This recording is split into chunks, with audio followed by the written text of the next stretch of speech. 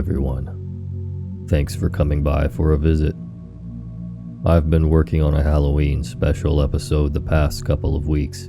It should be a good one. I'm planning to release it in addition to your regularly scheduled broadcast. If you guys like the special and want more, then feel free to let me know. I'm on Instagram at NightmareSocietyRadio and Twitter at Society_Radio. Or feel free to leave me a review on your preferred streaming app. I would really appreciate it. I've got a couple of true horror stories that are stranger than fiction tonight.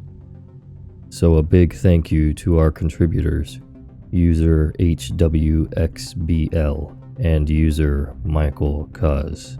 Cheers, guys. Thank you for letting me share your true horror story. Now get comfy and prepare yourself for another episode of The Nightmare Society.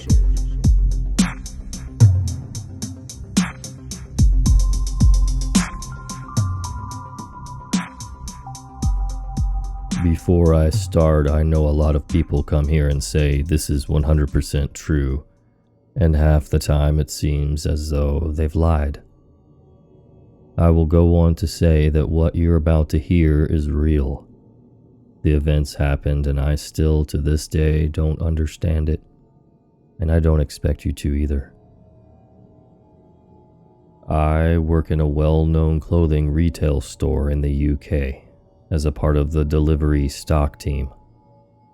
I'm not allowed to say which store, as in my contract I'm not permitted to talk about the company in what could be perceived as a negative way.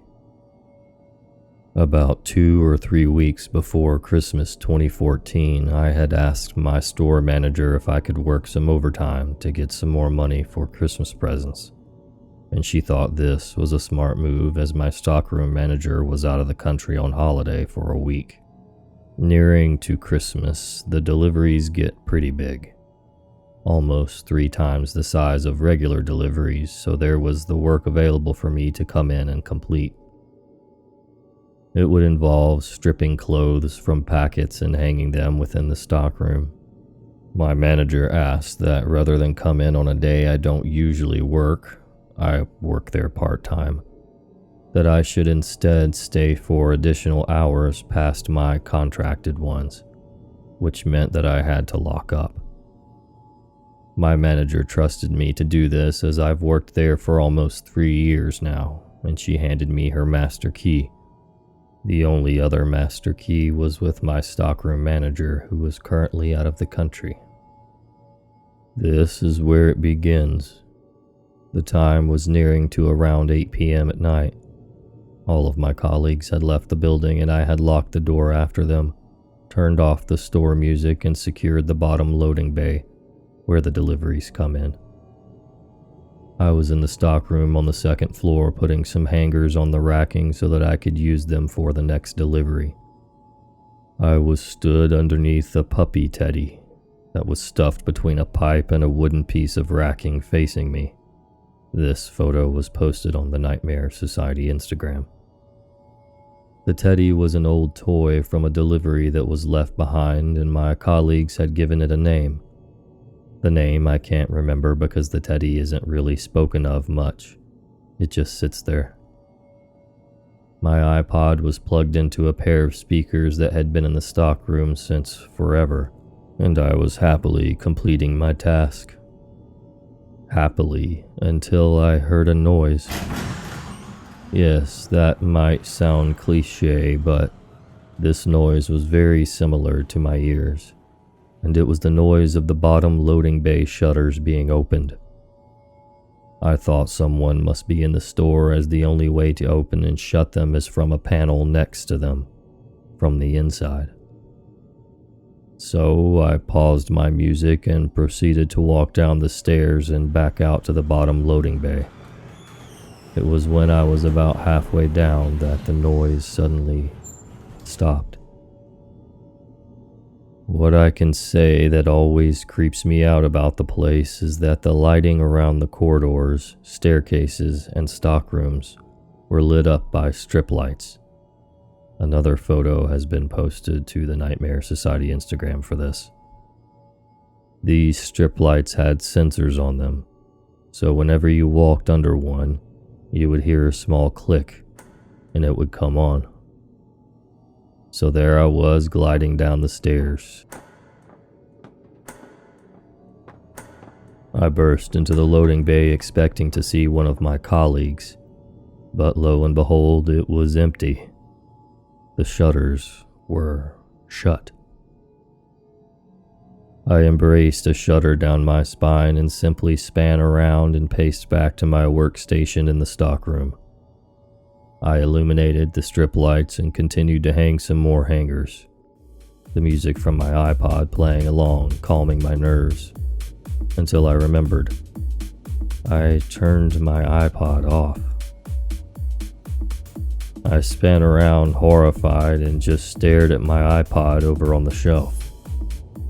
As I took a deep breath and shook my head, I caught a glimpse of where the teddy should have been sitting. I was drenched with panic and took a step back to look further down the stockroom, about 100-yard stretch where I had suspected a culprit had fled only to face darkness. I stood for a moment, still bewildered by what had just unfolded, when I heard a faint click. I instantly moved to my right to get a good look down the stockroom, but yet I still faced darkness. Was all I heard, gradually getting louder, closer. This is when Pavlov's theory kicked in and I realized no lights were switching on in sync with the click. No light switched on at all. I turned to the door to see my only exit route and then spanned my head around to be greeted with a dark figure in the distance. The figure was big, what I can only describe as perhaps a bodybuilder male. I need glasses for long distance things and usually only wear them in the cinema or at football games anyway. The darkness did not help. Within his hand I could see a small object, although when the hand clutched at it, I could make out that it was the teddy.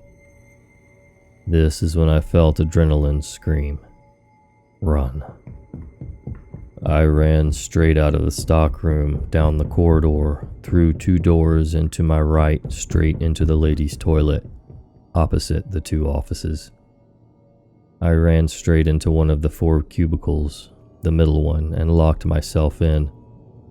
I crouched on the toilet, shaking, partly because I'm a tall guy and partly because my heart was hammering in my ears, putting my balance off.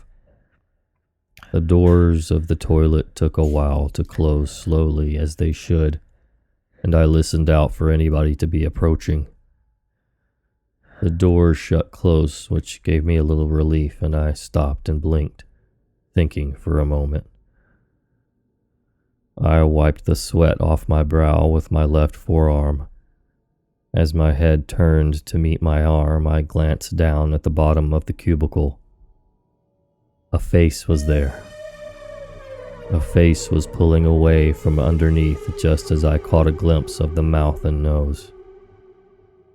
My only description is that the teeth were black and seemed slightly bloody from a self-inflicted wound, and by the grayish skin tone and wrinkles, the person looked old.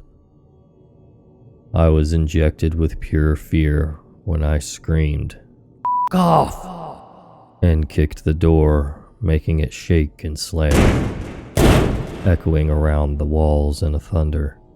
I swung the door lock back, took a deep breath, and braced myself before darting out of the toilets and to the front of the store.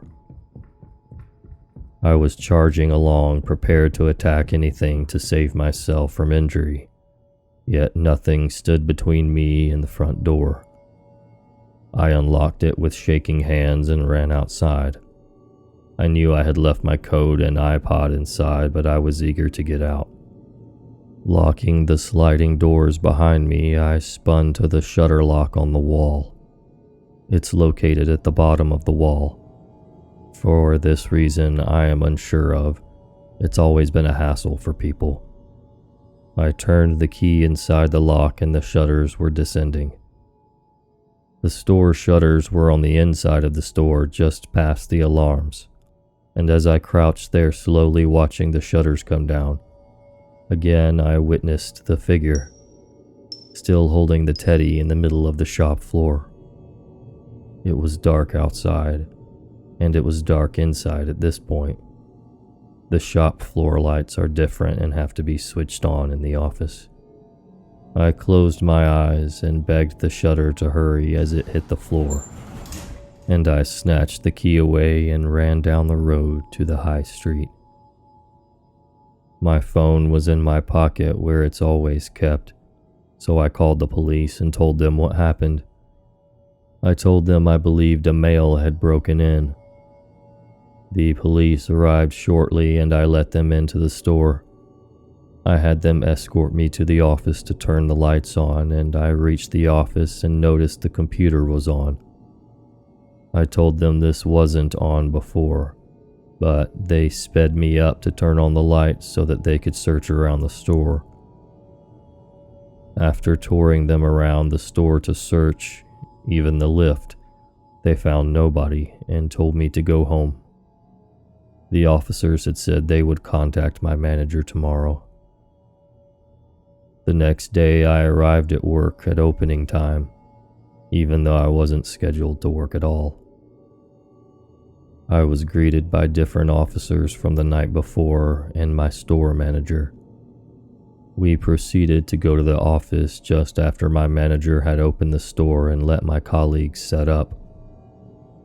The officers had said that they would continue a search that day and night again, and that my manager should ask for the CCTV to be installed.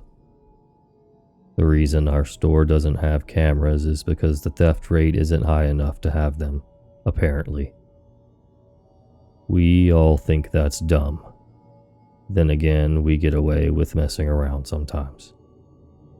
I walked to the stockroom to get my iPod and coat before leaving when one last stab of fear yanked my heart to my boots.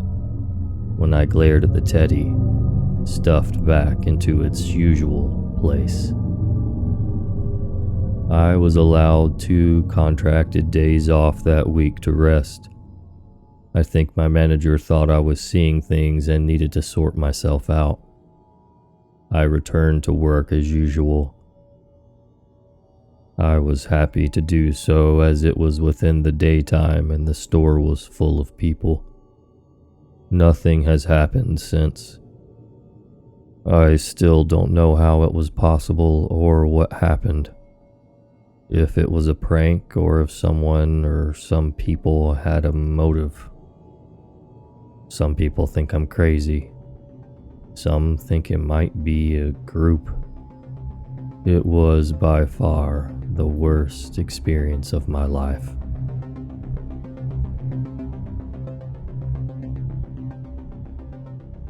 I've never told anyone this story because I never thought they would believe me. I was home alone one evening and had gone to sleep for the night.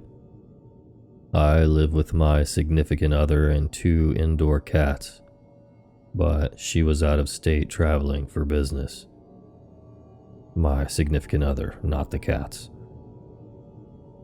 I woke up in the middle of the night because my body was freezing cold. Not sure what time, but it was completely dark. I actually like it cool when I sleep and usually have the temperature around 70 degrees or colder, since I live in Central Texas. But this was different. I was ice cold, but wrapped in blankets. It was the middle of summer, so the evenings are not cold. When I grabbed my phone to look at the time, it seemed to be off, and I pressed the on button, but it wouldn't turn on. Since I was half asleep, I shrugged this off. I walked out of my bedroom to go adjust the thermostat and noticed that the cats were not around. This was weird because these fur balls are always hanging out in the bed or around the bed.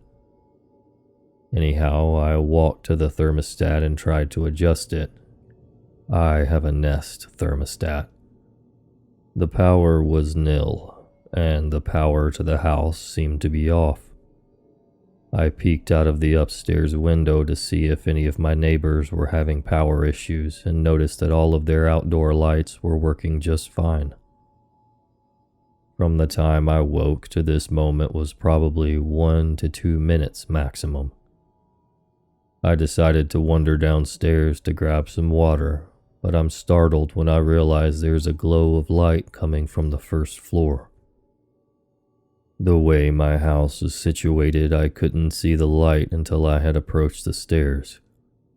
I found this odd because the power seemed to be out just upstairs, which didn't make a lot of sense. I started walking down the stairs and began to hear a faint humming noise. The noise had a high pitch to it with arbitrary pulses of low sounds, almost like a muffled weed whacker that someone is throttling at random.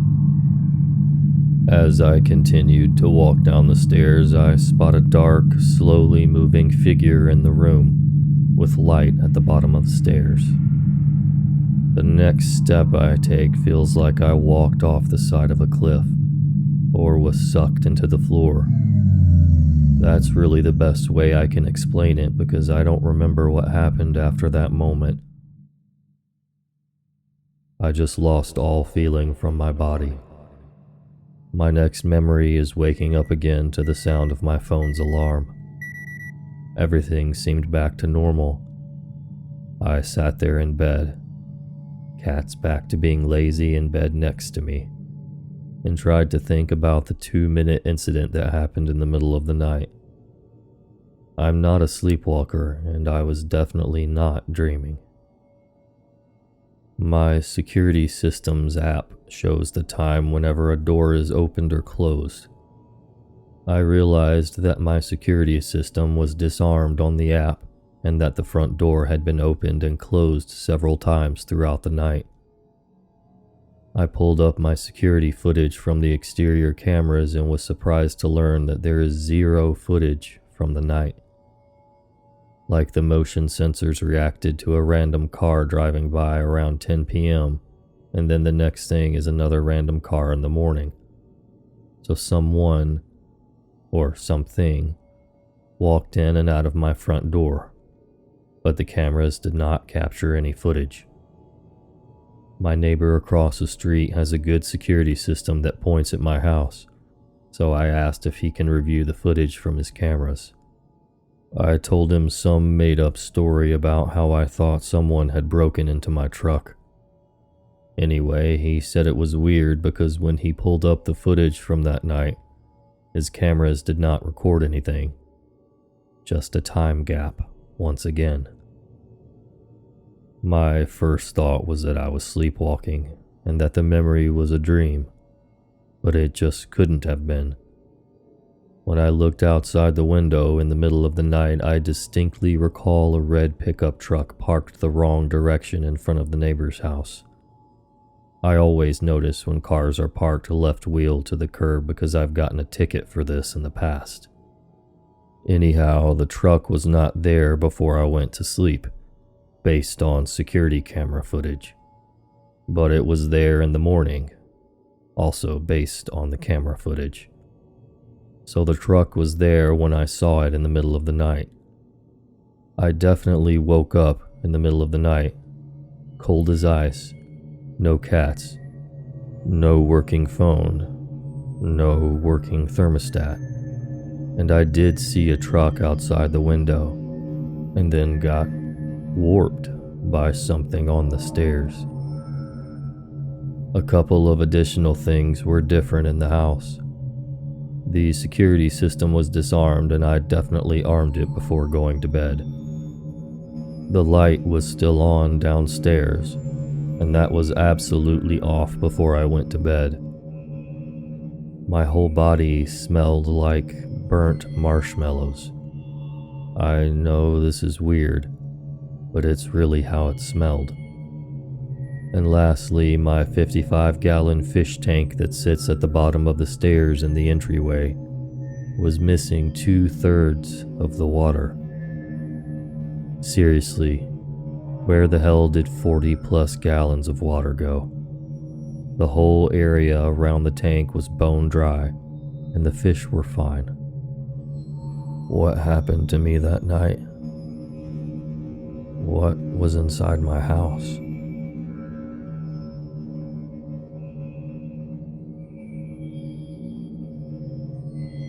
Much thanks to user HWXBL and user Michael Cuz for sharing their stories.